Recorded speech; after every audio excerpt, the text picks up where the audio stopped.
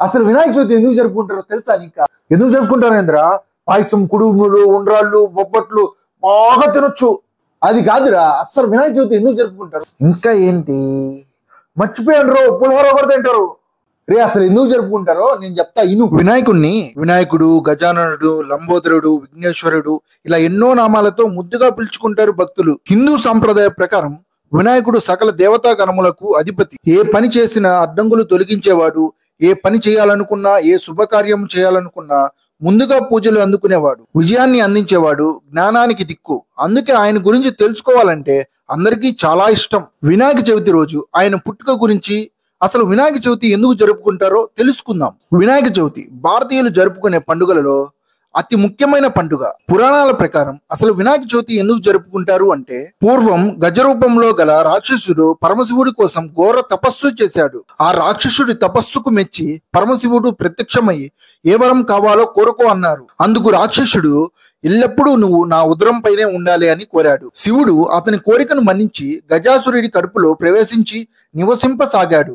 ఈ విషయం తెలుసుకున్న శివుని అర్ధాంగి అయిన పార్వతీదేవి మహావిష్ణువు దగ్గరికి వెళ్లి, నా భర్తను భస్మాసురుడి నుండి కాపాడిన విధముగానే గజాసురుడి నుండి కాపాడమని కోరింది. మహావిష్ణువు పార్వతీదేవికి ధైర్యం చెప్పి పంపిస్తాడు. మహావిష్ణువు పరమశివుణ్ణి గజాసురుడి ఉదరం నుంచి కాపాడడానికి ఒక ఉపాయం ఆలోచించాడు. గంగిరెద్దు మేళమే ఇందు సరైన ఉపాయం అని తలచి శివుని ద్వారపాలకుడు అయిన నందిని గంగిరెద్దుగా, బ్రహ్మాది దేవులను వివిధ వాయిద్యకారులుగా మలచి గజాసుర పురానికి వెళ్లి సన్నాయి వాయిస్తూ నందిని ఆడించారు. అందుకు తన్మయుడైన గజాసురుడు ఏమి కావాలో కోరుకో అనగా, నీ ఉదరంలో ఉన్న శివుని ఇచ్చేయమని కోరగా ఆ కోరిక కోరింది మహావిష్ణువే అని తెలుసుకున్న గజాసురుడు, తనకి మరణం ఇంకా తథ్యం అని గ్రహించిన గజాసురుడు, నా శిరస్సు లోకమంతా ఆరాధించబడేలా అనుగ్రహించి నా చర్మాన్ని వస్త్రముగా ధరించమని మహాశివుణ్ణి వేడుకున్నాడు. అభయం ఇచ్చిన తర్వాత మహావిష్ణువు నందికి సైగ చేయగా నంది తన కొమ్ములతో ఆ గజాసురుని చీల్చివేశాడు. బయటకు వచ్చిన శివుడు మహావిష్ణువుని స్తుతించాడు. అప్పుడు విష్ణుమూర్తి ఈ విధంగా చెప్పాడు,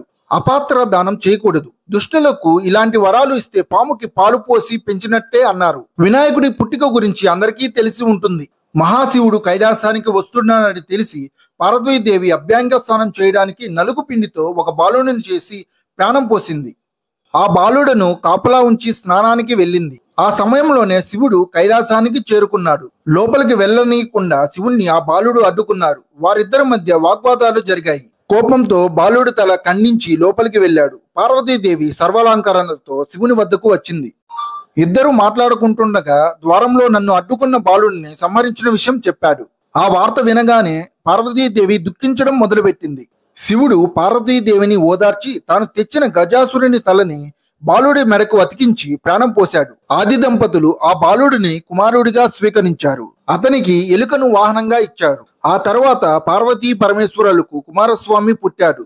అతను వాహనం నెమలి.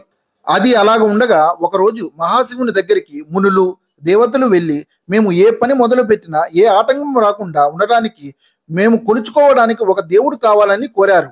దానికి వినాయకుడు, కుమారస్వామి ఇద్దరూ పోటీ పడ్డారు.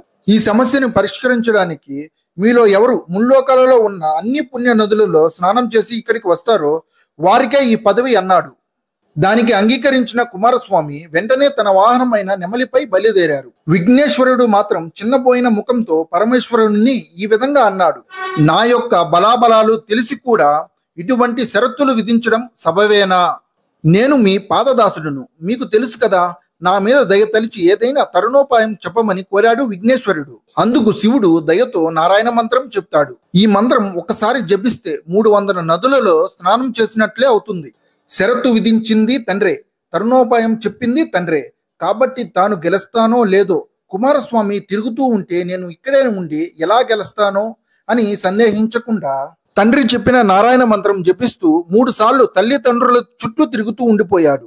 అక్కడ కుమారస్వామికి 3 కోట్ల నదుల్లో ఏ నదికి వెళ్ళినా గజాసురుడు ఆ నదిలో స్నానం చేసినట్లు కనిపించాడు.